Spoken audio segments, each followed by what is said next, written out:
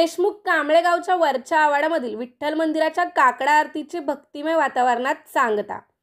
गेल्या महिनाभरापासून वरच्या आवाडामार्फत विठ्ठल मंदिरात विठ्ठलाच्या नामस्मरणात साजरा केला जात आहे काकड आरती सोहळा। सरपंच सुनील खंडेराव देशमुख यांच्या उपस्थितीत काकड आरतीची सांगता। सुप्रसिद्ध समजले जाणारे महाड तालुक्यातील देशमुख कांबळे गाव असून या गावची लोकसंख्या 2 ते 2.5 हजारांच्या जवळपास आहे। या गावामध्ये विठ्ठल रुक्मिणी मंदिर, गणपती मंदिर, दत्त मंदिर, शंकर मंदिर अशी मंदिरे पाहायला मिळतात।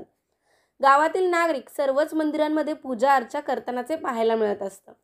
औद्योगिक वसाहतीच्या शेजारी वसलेल्या गावामध्ये अनेक वारकरी संप्रदायाचे लोक असून सध्याच्या दगदगीच्या जीवनात देखील आपली देवावरील श्रद्धा कुठेही कमी पडू देत नाहीत। अतिशय भक्तिमय वातावरणात देवी देवतांचे पूजन केले जाते। अशातच कोजागिरी पौर्णिमेनिमित्त देशमुख कांबळे गावातील वरच्या आवाडामधील श्री विठ्ठल रुक्मिणी मंदिरात काकड आरतीचा प्रारंभ होतो आणि या काकड आरतीचा कार्यक्रम 1 महिना या वरच्या आवाडमधील विठ्ठल भक्त, महिला, पुरुष, वयोवृद्ध, आबालवृद्ध, माजी सैनिक उपस्थित लावत काकड आरतीचा सोहळा अतिशय भक्तिमय वातावरणात संपन्न केला जातो।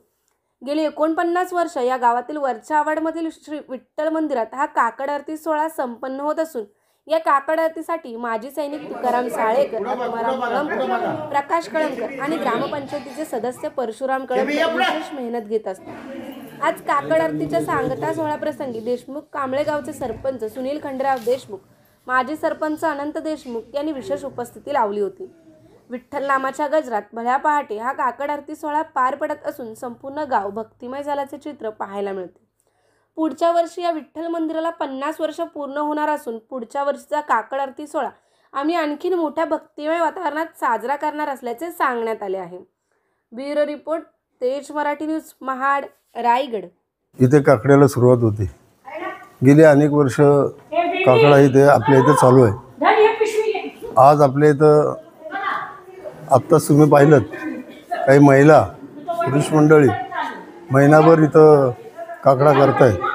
मी पहिलं त्यांना धन्यवाद देईल की आज पूर्ण महिनाभर त्यांनी काकडा केला आणि आज काकड्याची सांगताय आणि या सांगतेसाठी आपण, तुम्ही आणि मी उपस्थित राहिलो आणि ज्यांनी महिनाभर काकडा केला त्यांना मी धन्यवाद देतो, अभिनंदन करतो।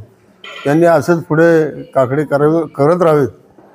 या गावाची लोकसंख्या जवळजवळ 2-2.5 हजार आहे, पण त्याच्यापैकी मला वाटतं 25 ते 30 महिला आणि 4 ते 5 पुरुषच महिनाभर काकड्यासाठी येतात।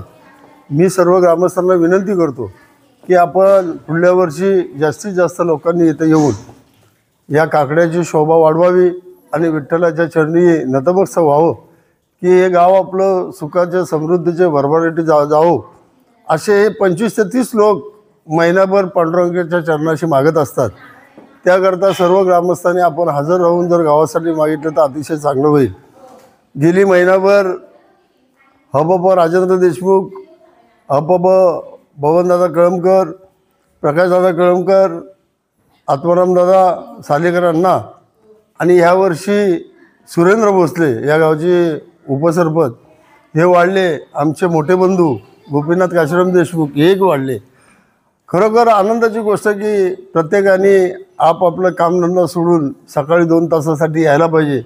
मीही पुढल्या वर्षी यांच्या काकड्यामध्ये सामील होणार आहे आणि सर्व ग्रामस्थांना मी विनंती करतो की आपण सर्वांनी 1 महिना काकड आरतीसाठी विठ्ठलाच्या मंदिरात यावं अशी विनंती करतो।